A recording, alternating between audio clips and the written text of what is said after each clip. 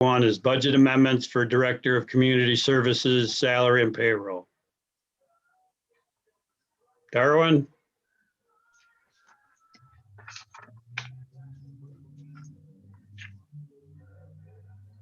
Darwin on? Yeah, he's trying to get on right now, Bob. Oh, okay, sorry. I am on. Okay. You want to discuss the first action item?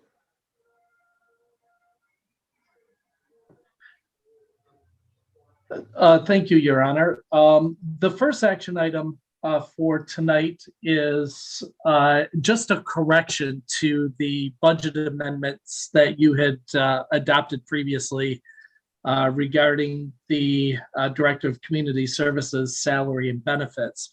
The correction is simply the account numbers that we're using and the title for the accounts. We had used different accounts when you approved the budget amendment. And as it turns out, those accounts were incorrect. So we simply want to correct those account numbers and titles so that there's no question if our auditors should see these budget amendments that they are completely correct.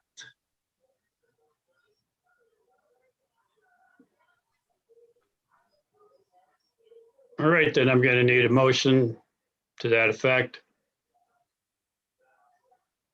I'll make a motion to approve and rescind the motion previously adopted on April 12th, 2021, approving fiscal year 2021 budget amendment BA 2021-003-101-180 and to approve the corrected fiscal year 2021 budget amendment BA 2021-003-101-180 to transfer $3,480 from Village Administrator Department number 101-180 to Pool Department number 101-710, $1,740, and Recreation Department 101-715, $1,740 to properly account for the cost of the new Director of Community Service position, salary, and payroll taxes.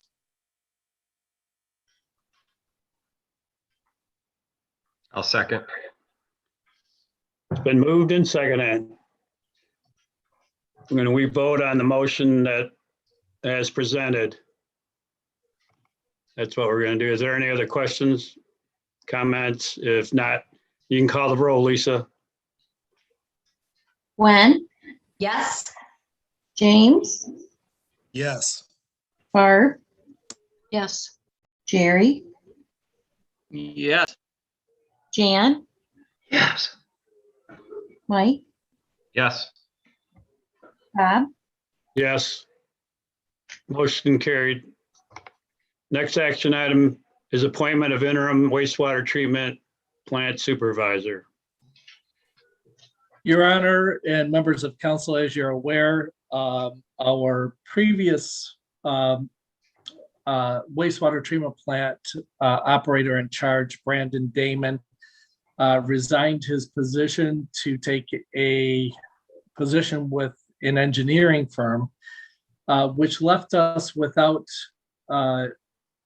someone in effective charge of the wastewater treatment plant that has a Class C license.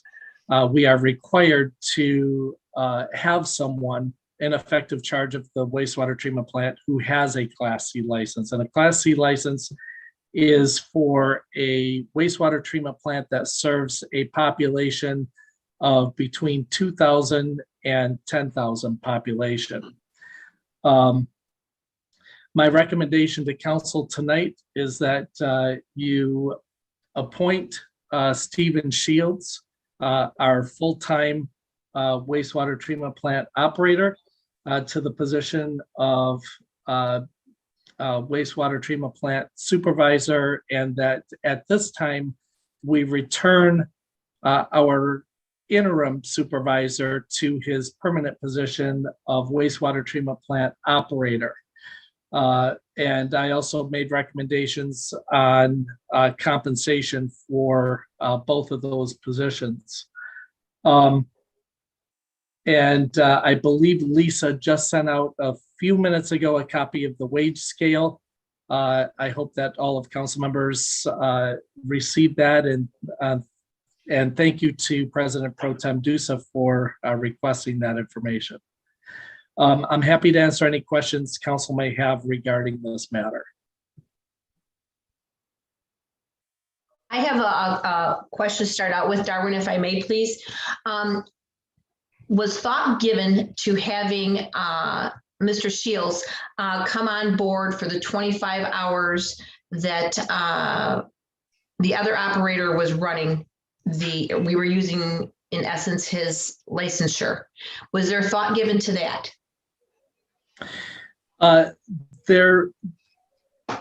I did consider that.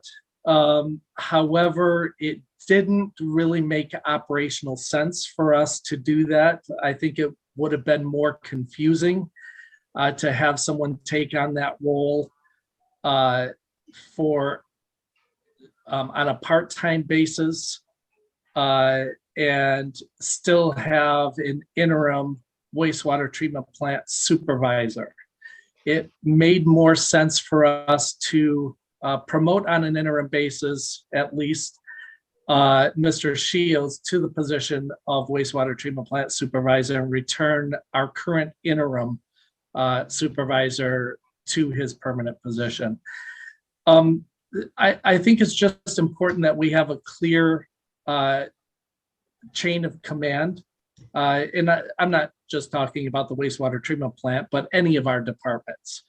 And I think it would have been confusing to try to figure out who was in charge of the wastewater treatment plant if we, in effect, had two people serving as supervisor. My recommendation to the council is what it is because right now, Randy Rattan does not have his Class C license as required by the state. He is scheduled to take his exam on May 7th. We are hoping that that exam does in fact occur on May 7th.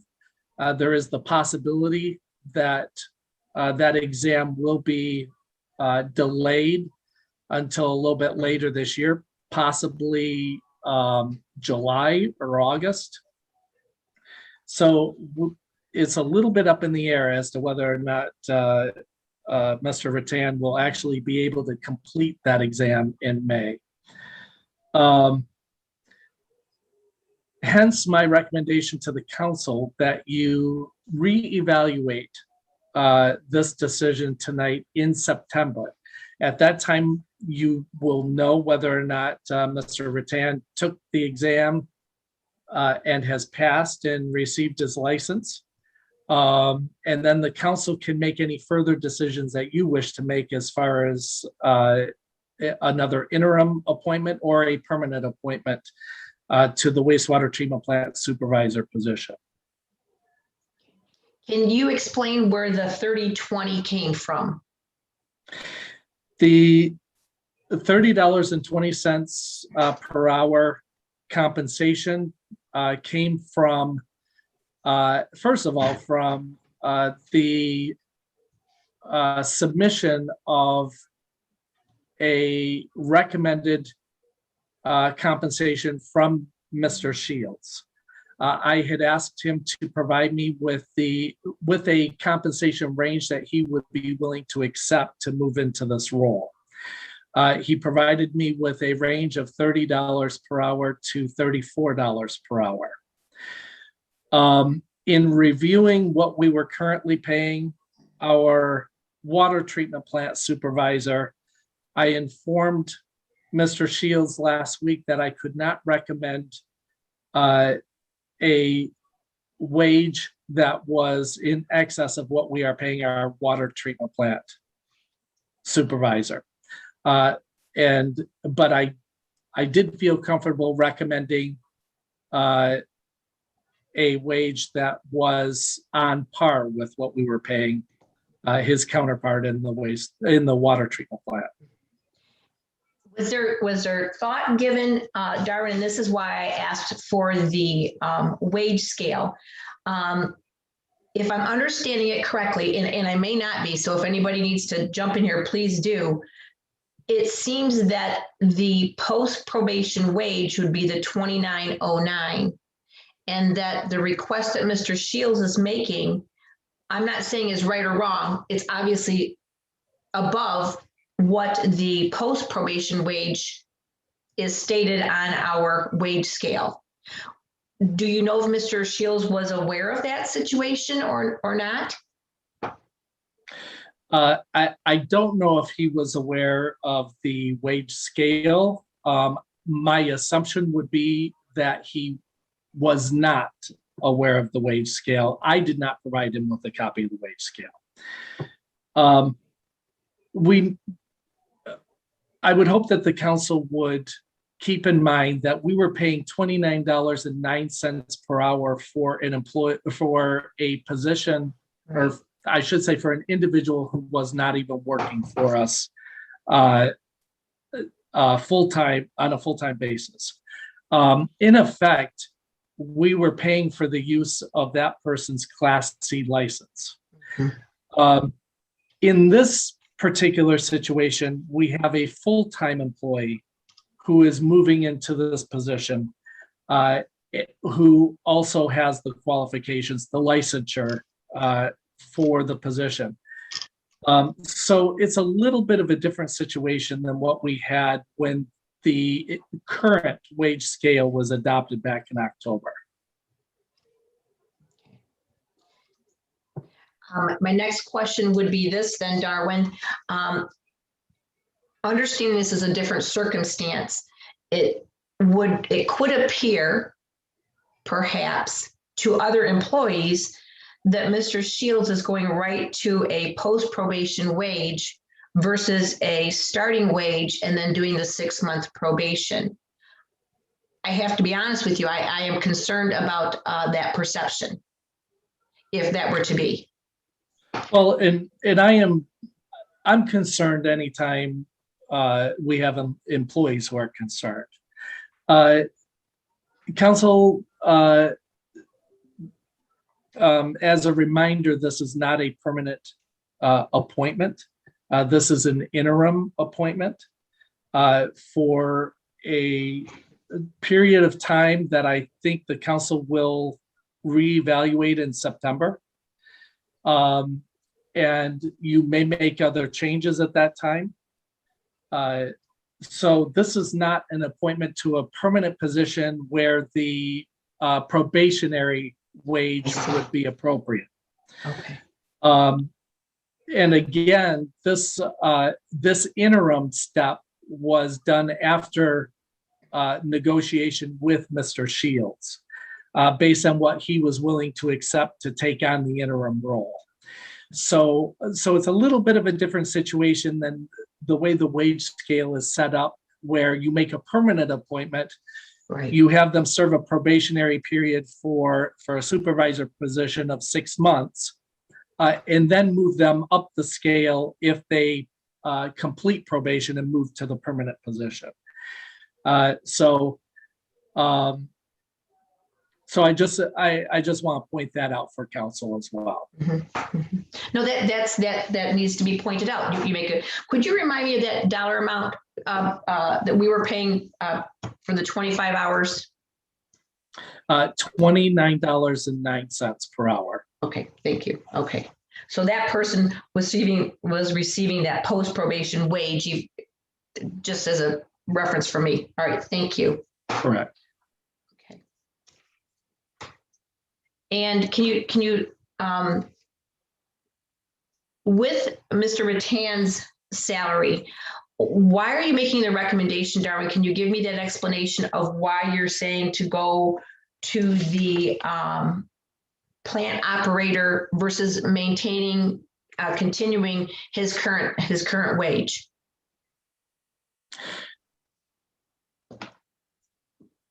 in keeping with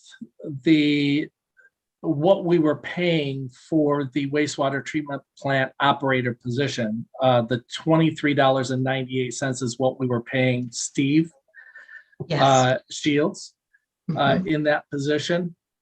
So my recommendation was to, if we were returning Randy to wastewater treatment plant operator, we should be paying him on par with what we were compensating Mr. Shields.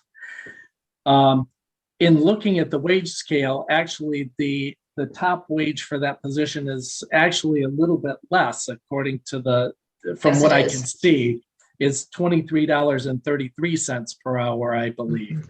But I thought Yes. it was fair to put Randy at what we were paying Mr. Shields, even though it was a little bit higher. I didn't feel that I could justify keeping Mr. Rattan at the higher rate when he was no longer serving in the position of wastewater treatment plant supervisor. When he was appointed interim supervisor, it was specifically stated in that letter that he would receive a $2 per hour stipend over and above his wage as wastewater treatment plant operator to serve in the capacity of supervisor. I had no reason to be able to justify keeping him at that rate. That doesn't mean if the council feels comfortable in keeping him at that rate, I would be opposed to that, because I would not. I would wholeheartedly support the council's decision in that, but I could not make any justification to do that, to make that recommendation to you. As far as the new wastewater treatment plant coming on board, as being built in the beginning stages, is your understanding that Randy has a little more knowledge about it because of his time at the plant versus what Mr. Shields does? I'm just curious about that responsibility of Steve having that same amount of background knowledge that Randy would have. I am confident that Randy probably has more knowledge of the project because he has been serving in the supervisor's role.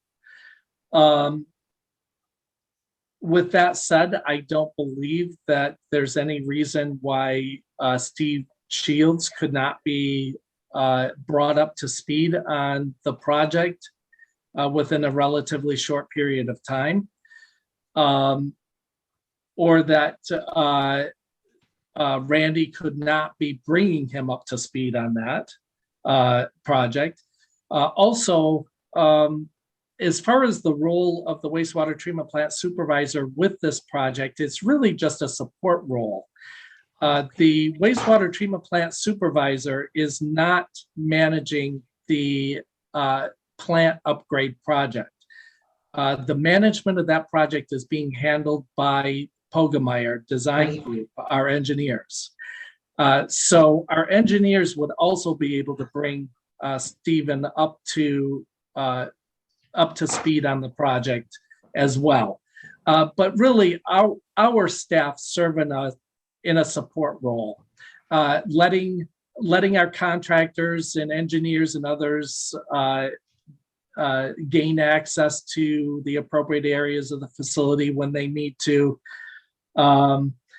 answering any questions that anyone may have regarding plant operations, that sort of support role, but they are not managing the project. Our engineers are. Thank you for answering all my questions. Darwin, have Go you ahead. talked to the two, talked to both Randy and Steve? And can you kind of give us a gist on the, what they say about the switch? So we had 3 meetings together, the 3 of us, where we discussed the need for Steve to move into the role of being in charge of the wastewater treatment plant because of his licensure.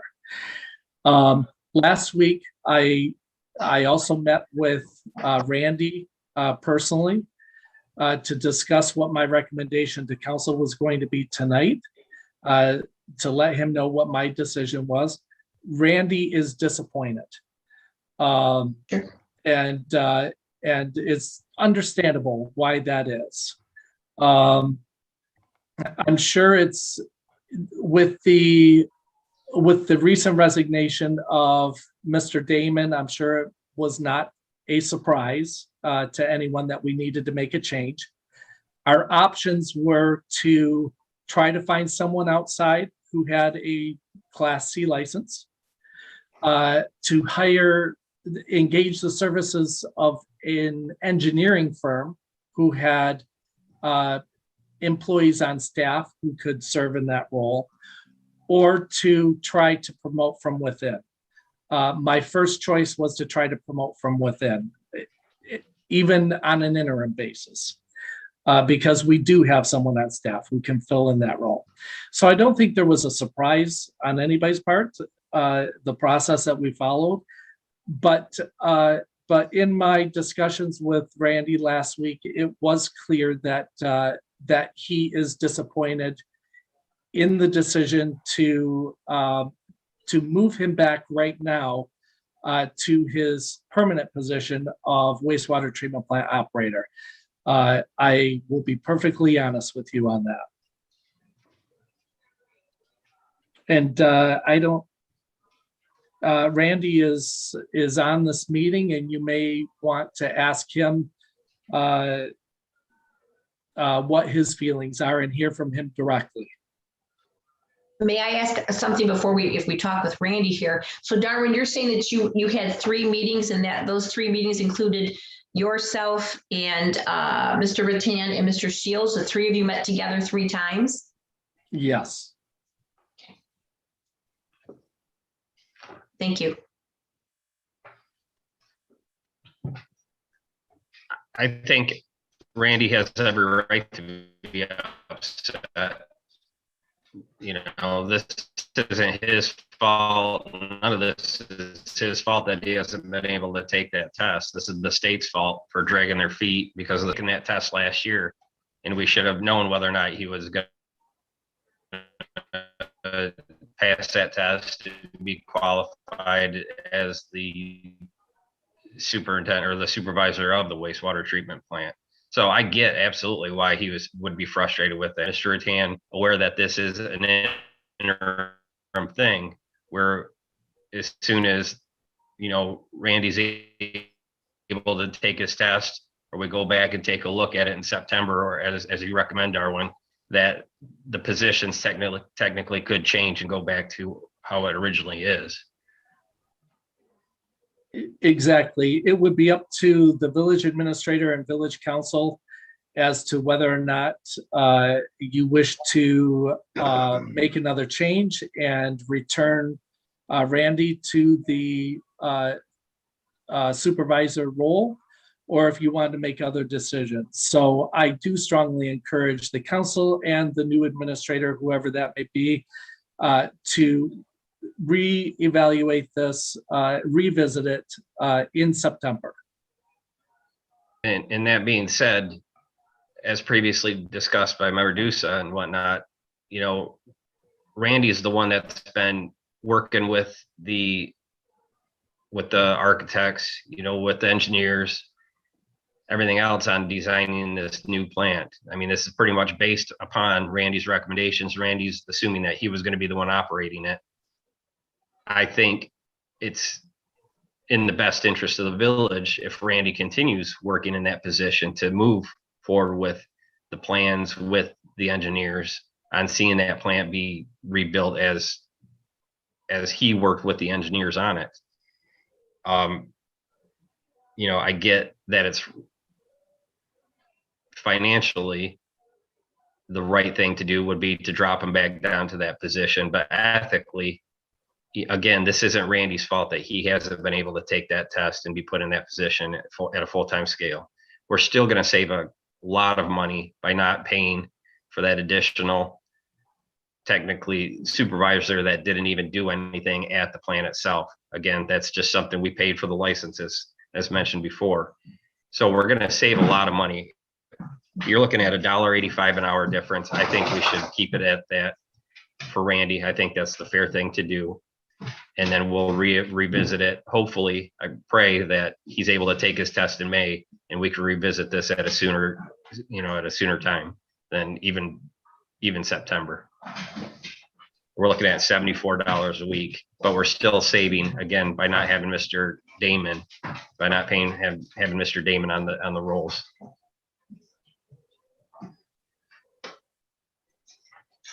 Yeah, if you think about a year's hourly is 2,000 hours. So 6 months at $1.85 is $1,850. This is the savings we're talking about right now. To reduce his hourly from $25.83 to $23.98 would cost the village $1,850 to keep him there. And Mike, you're exactly right. You get what you pay for, right? So ethically, it's the right thing to do, but I think financially, it's the right thing to do to keep Randy working for us in the capacity that he's been working for us for the last X amount of years. So, and then again, Mike, yeah, we're still $29,000 better off than we were. So I don't see a reason to adjust his salary or adjust his hourly at all. Is there anything, Randy, did you want to say anything since you are on with us at this time? No, I don't really have a whole lot to say. Okay, thanks. Yep. All right, then, if we need to change that motion to the hourly that you would want, rather than, we would put it at $25.83 rather than $23.98. You have to change that. And the rest, I guess, would be what Darwin recommended. Is that what everyone wants to do then? Yes. You want to put Steve in at what, $30.20 an hour? Is that what I'm understanding? Well, that's what Darwin and Steve negotiated between themselves. I don't think But we have an option. right, we need, at the end of the day, we need the proper C license. So Okay. So I'm hearing us say the 30/20 for Mr. Shields, and what was that amount that Randy's gonna maintain at? $25.83. 25.83, okay. And then everybody understands very clearly, as it's stated in the motion, that this will be revisited so that nothing is permanent in this situation. that's correct. Yep. It's interim. Right. Okay. I'm okay with making a motion. Does anybody else want discussion? You can make the motion then with the Okay. corrections that we had on there. Okay, let's make sure I've got it accurate here. So I make the motion to return interim WWTP Supervisor Randy Rattan to his permanent position. So sorry, you guys, would he still be considered a operator? Yes. Yes. Okay, still considered, okay. And his permanent position is WWTP operator at a rate pay of $25.83 per hour. And then to appoint WWTP operator Steve Shields as interim WWTP supervisor at the rate of $30.20 per hour to comply with state law and MDEQ Rule R 299.2952 regarding the designation of a superintendent of the WWTP with the proper Class C operator certification, and to schedule a review of the WTP staffing for Village Council September the 13th, 2021 regular meeting.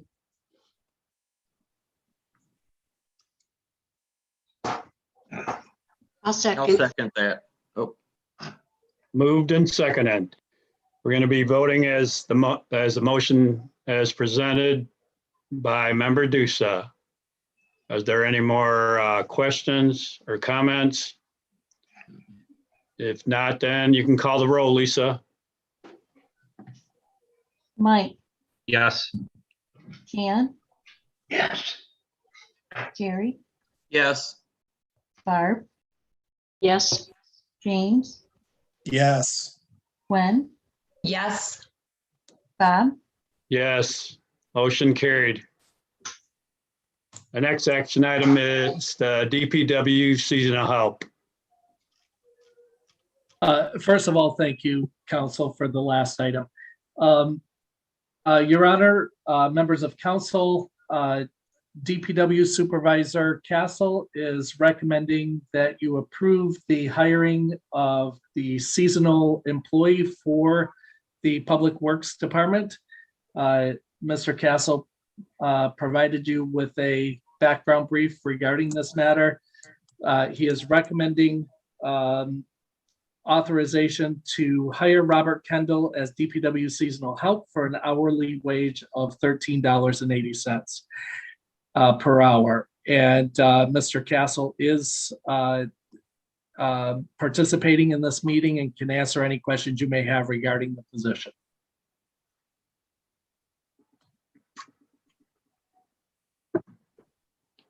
I'll make the motion that we authorize village administrator to hire Robert Kendall as DPW seasonal help for an hourly wage of $13.80 per hour. I'll second. Second. Moved and seconded to authorize the village administrator to hire Robert Kendall as a DPW seasonal help for an hourly wage of $13.80. Any other questions, comments? If not, you can call the roll, Lisa. Barb, Yes. Gwen, Yes. Mike, Yes. Jan, Yes. James, Yes. Jerry, Yes. Bob, Yes, motion carried. Thanks. And the Thank you, last, council. last action item would be the funding under the American Rescue Plan Act 2021. Do you want to give some background to that, Darwin? Sure, Your Honor. I will just say that council had expressed an interest in starting discussions on the possible options for the utilization of the American Rescue Plan Act funding that we anticipate receiving. I provided you with quite a bit of information. I know it can seem overwhelming. The important part to keep in mind for us is that the state of Michigan will be distributing $4.4 billion in funding to local units of government within the state.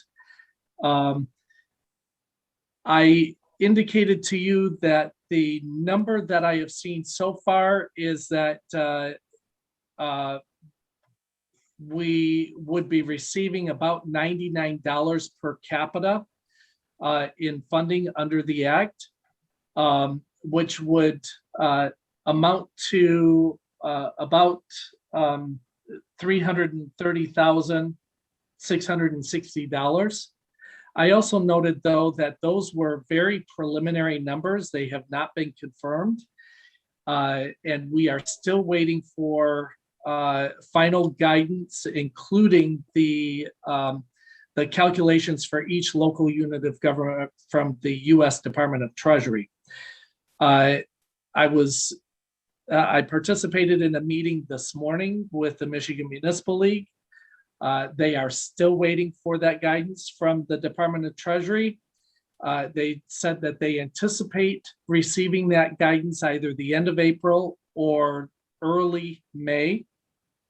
And that guidance should include the calculations on how much each local unit of government would receive, as well as other guidance on reporting requirements, accounting requirements, anything else that the federal government would require for each of us as recipients of those funds. I provided you with information on what we know right now to be the restrictions on the use of those funds. So without going through my entire background brief, I'm happy to answer any specific questions that council may have regarding the program as we know it right now. So once we get the funding, where does that go? Does that go into the general fund, or does it go into a specific area? That is a very good question, and we do not know the answer to that right now. We are hoping that's part of the guidance that is provided to us by the U.S. Department of Treasury and the Michigan Department of Treasury. And preliminarily, it sounds like it's going to be spread over 2 years, 2 fiscal years. That is our understanding, is that it will be distributed in 2 equal tranches. One in May or June of this year, half of the funding, and then we will receive the other half of funding the same time next year.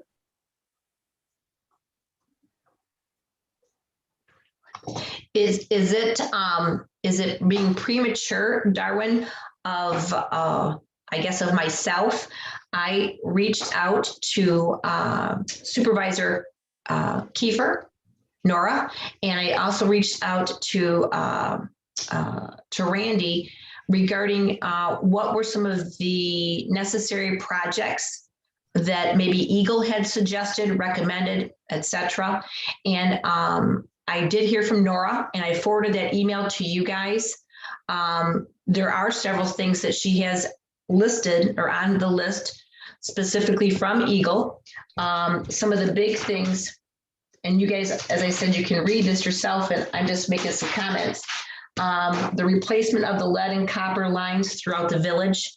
I mean, we know that we've talked about that certainly before. Something about the mixers to the elevated tower to help with the aging of the water that doesn't properly cycle in the tower.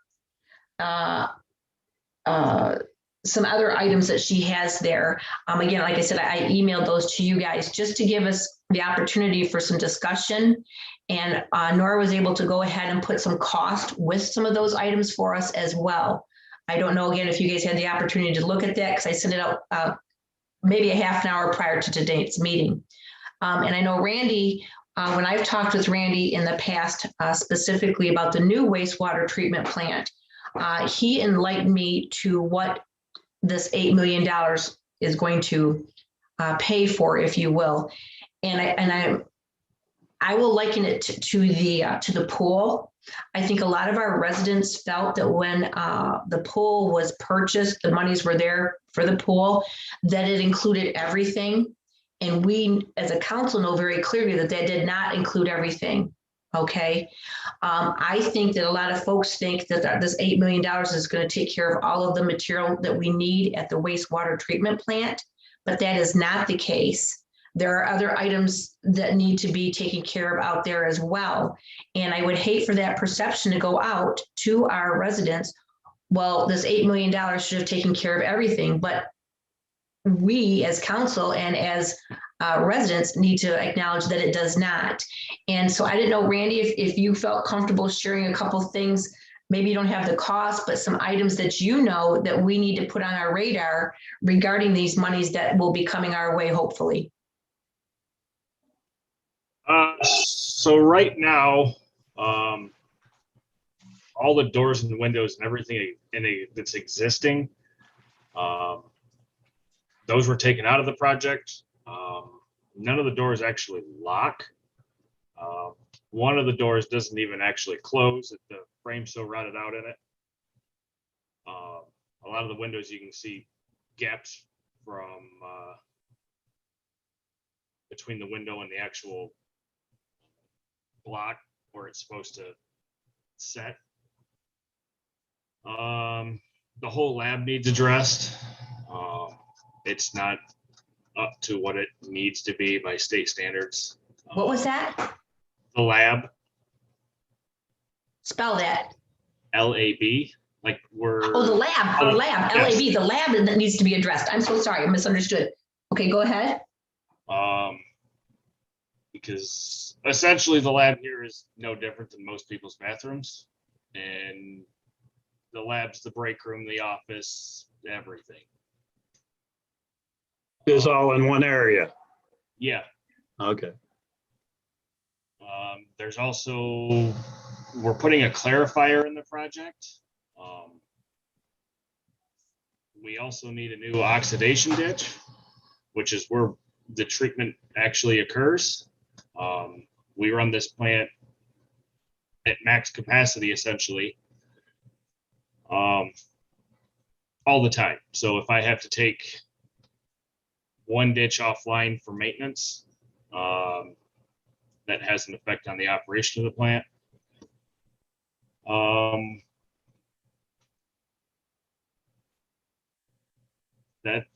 got the current oxidation ditches, the rotors that are on it are 30 years old.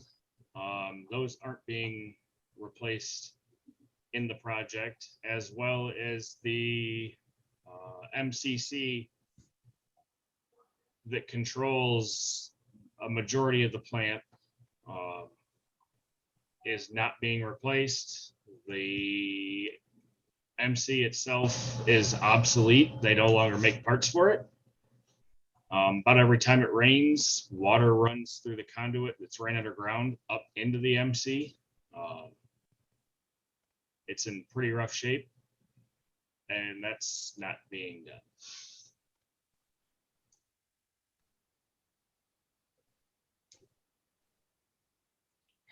What's an oxidation ditch run, Randy? Do you have an idea? I have no idea. It probably depends on the price of concrete. I know the rotors themselves are about $50,000-$60,000 a piece a couple of years ago when we priced them. But as far as the price for the whole thing, I wouldn't know where to begin with the price of concrete and rebar with the way things are going now. Any idea about a lab? Again, that's the way things are going price-wise on materials right now. I have no idea. So with things like the doors and the windows, Randy, is there any way we can work on those things right now? Those seem like general maintenance items that should be kept up over time, I would think. Well, that was something we planned on doing those like 2-3 years ago. And then it was decided, well, we'll just do it in the project. And then the project came in way over budget. Well, I guess I can't say budget, but what was proposed or expected. And then it got taken out of the project. So yeah, we could do them ourselves at some point, but that's still going to be probably $20,000 to replace all the doors. We got 1, 2, 3, 4, 5, 6 doors and probably a dozen plus windows. Most of the windows in the current lab are all original to this building, as far as I'm sure, which is built in the 50s. Right. Yeah, it's like walking into the old high school chemistry lab. Yeah.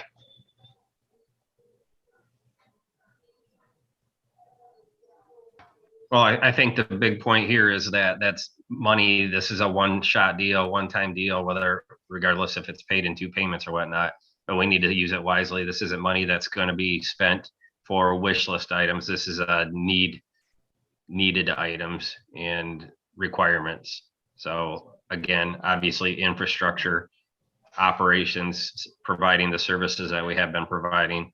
So, we talked back in June and July, August last year that we're going to be short potentially $200,000 next fiscal operating year. So again,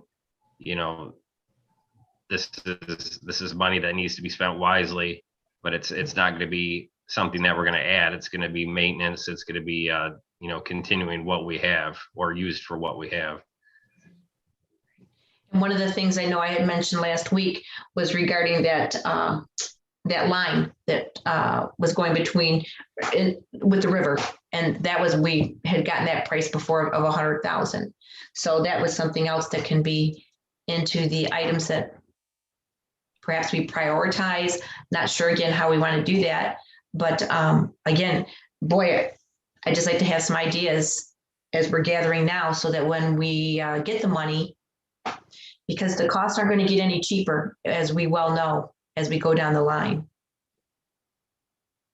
I agree. I think that's another thing a thing we should probably do at another committee, the whole meeting. Maybe Randy can get us a list of those like Nora did and get some prices, and Darwin, maybe you can work with Randy and Nora and we can start putting together that list and start whittling things down. So when that funding does come, we're ready to go. And like Mike said, use it wisely on things that need to be done rather than needs rather than wants. Well, and Brent has a long list of water lines that need to be replaced. We've got water mains that run, under Ben's Realty that, for example, that need to be moved. We've got dead-headed fire hydrants here and there. I mean, the infrastructure needs to be maintained, and unfortunately, it's going to cost a fortune in the future, and it's not going to look any prettier because of the situation that we're at with the state. And it's not just us. It's not our village only. This is countrywide, that everybody's going to be in a hurt financially to maintain this infrastructure, but we're going to have to start doing it, and that's all there is to it. I know Summerfield. I appreciate. Sorry, Darwin. So I'm just going to put in the little story that I know that Petersburg, my hometown there, that they are getting dug up right now, and they're going through a lot of the water experiences that, as we are, just as you stated, Mike, it's state mandated, and this has to be done, and they're not happy about the situation either. But there is not an option. It is what it is. You're right. I appreciate you mentioning the Public Works Department and the needs from that department as well. And that does need to be part of this discussion. I know that Brent and I have talked about the lead and copper rules and the replacement of service lines that we are going to have to undertake, and we've got to get started on that work fairly soon. Council, is it okay if Brent would like to make a few comments as to what his department's needs may be, so that you've got that idea as well? Brent, do you have anything? Yeah, go ahead, Brent.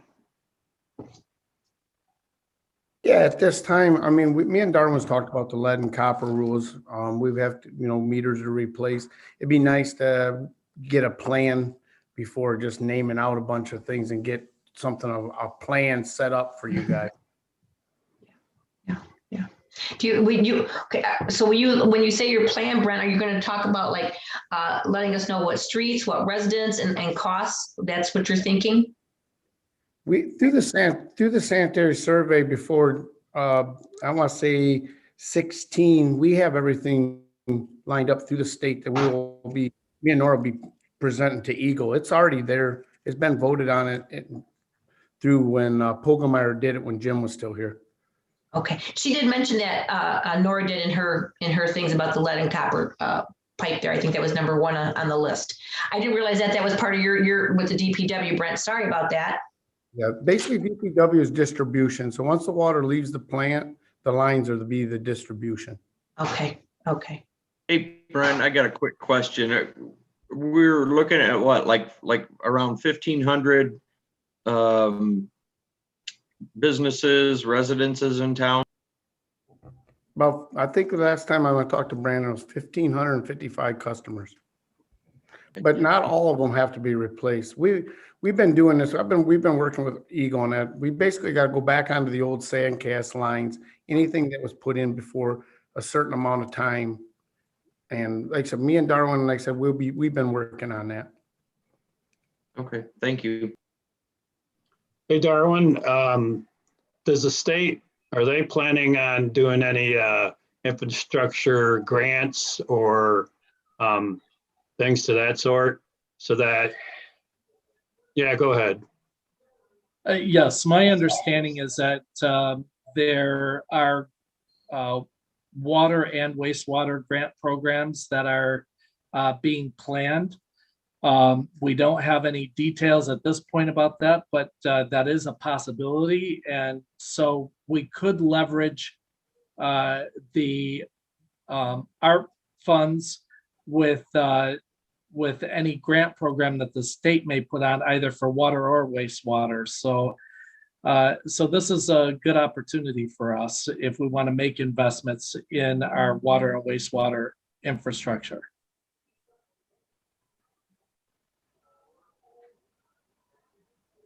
So it sounds like the conversation has started, and I believe that we should continue and get all the feedback from Nora and Brent and Randy and Steve. And so possibly put that on a future committee of the whole meeting.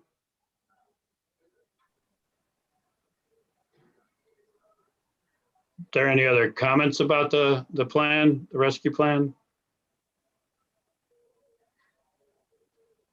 If there aren't any more questions or comments, we're gonna call this meeting to an end. And I'll see you next Monday for the council meeting. You want a motion to adjourn? Yeah, we could have a motion to adjourn. I'll make that motion. I'll second. You can call the roll, Lisa. Brent, Yes. Barb, Yes. Ann, Mike, Yes. Jerry, Yes. James, Yes. Bob. Yes. Meeting adjourned. Thanks, everyone. Thank See you. you next Monday. Thanks, Right. everybody. Have a great night. Good night, everyone. Thank you. Bye-bye.